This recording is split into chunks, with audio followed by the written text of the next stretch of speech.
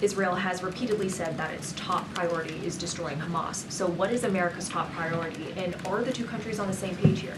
America's top priority, I think President Biden made that clear when we were over there, is to make sure that Israel has the tools and the capacity and the capabilities to go after Hamas terrorists, and to make sure humanitarian assistance flows in, and to make sure we can get innocent civilians who want to leave Gaza out, including American citizens. If Israel does begin this ground invasion, could you just outline how this would complicate getting the remaining hostages out and how it would impact America's strategy? Again, I just don't think it's wise for me to get up here and do a bunch of speculating and hypothesizing about operations that haven't happened yet.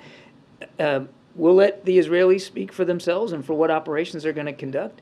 All I can tell you is we're going to make sure that they have what they need to do it, and that the humanitarian assistance keeps flowing. But are there any differences? Because you outlined 3 top priorities for America, and Israel has repeatedly said the top priority is destroying Hamas. So how can you achieve all of the priorities from America at the same time Israel gets their top priority? We agree that the top priority has got to be going after Hamas. There's no daylight here. We also think it's important for humanitarian assistance to flow and for our hostages to get home with their families, and we're working all 3 of those things. Okay, way in the back. Thank you. Have you been tracking new reporting coming out that Hamas and the Red Cross are working together to exchange another 50 Israeli and dual citizenship hostages? Is there anything you can say about that? No, I cannot.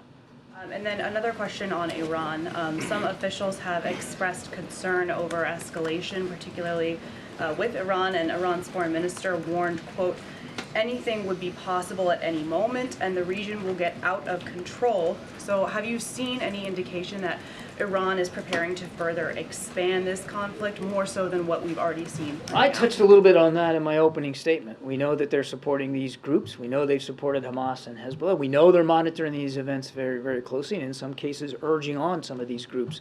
And that's why I made it clear the president does not want to see this conflict widen. We have added additional military capability into the region to deter any such action, and we will act appropriately to protect and defend our national security interests in the region. You saw that just last week when a guided missile destroyer shot down missiles and drones that were potentially on their way into Israel. We take those responsibilities seriously, and anybody else in the region ought to be paying attention to that.